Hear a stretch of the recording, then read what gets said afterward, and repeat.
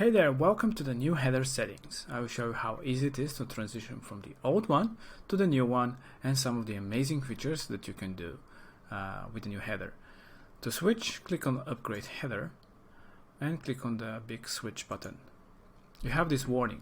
So when you switch from the old to the new one, some of the design might change, but you still keep the logo, the navigation and the other elements and their colors.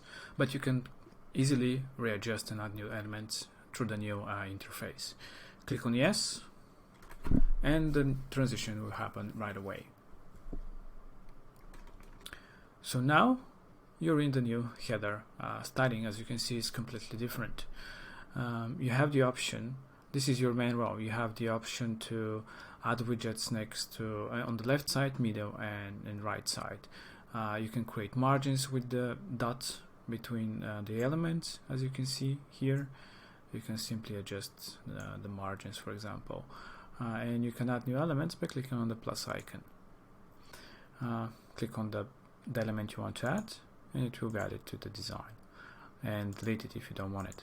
So this way you can create your own unique layouts and different functionalities into the header. You can also add a top bar and a bottom bar by clicking on the plus icon. Here again you can add to the left, to the middle and into the right side by just clicking on the plus icon, and let's say add a social media, and from the left side you have the settings for the whole row, as you can see here, and you can adjust the background, for example, add a border and so on. You can do the same thing for the bottom row as well. The settings for the whole header and the main row you can access from the big button. Here you can adjust the background. You can place the header on top of the content. Here you can see that it's on top of the actual content. You can do this, and you can add a fixed header when you scroll the page. It's a lot easier now, and you have full modifications of the fixed header. When you scroll down, you'll see that you have this fixed header that is a clone of the main header, and here you can adjust what you want to see, how you want to see it, and it's completely from your main header, as you can see. If you don't want to see this fixed header all the way through your page editing, you can simply click on the collapse button. That will simply hide it, so it doesn't take real estate from your editing area. You can do the same thing for the main header, but that's going to hide the whole header for the page.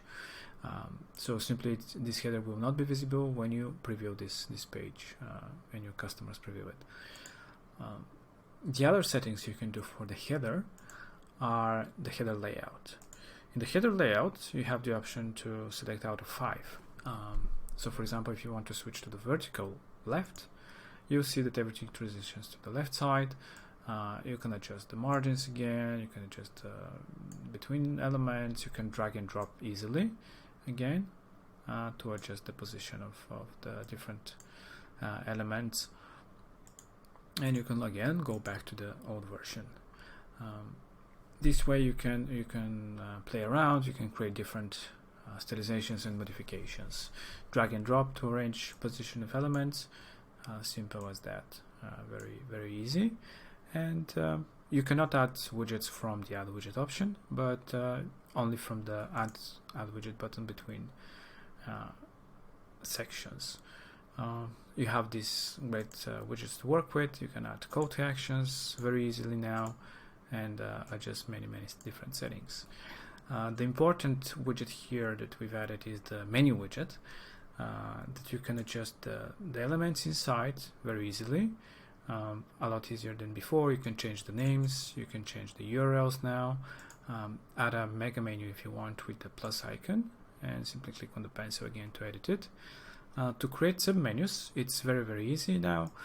You can simply drag to the right, and it will put it beneath the main item. This way you can create your submenus very easily. and you can collapse them if they take too much real estate again. The menu again has a lot of different settings, as you can see here. There can be a burger if you want to create a burger, a vertical, a horizontal menu, and you have different settings like spacing between elements, fonts, divider between elements, hover states when you're on top of the element, and of course the submenu styling. You can completely modify the submenu of your header.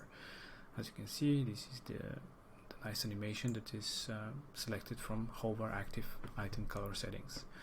So this way you can create different headers for different purposes very easily, and yeah, create anything that you want, and it can work great with the call to actions, the new elements that you can add. And yeah, I hope you enjoy it and have a great header building.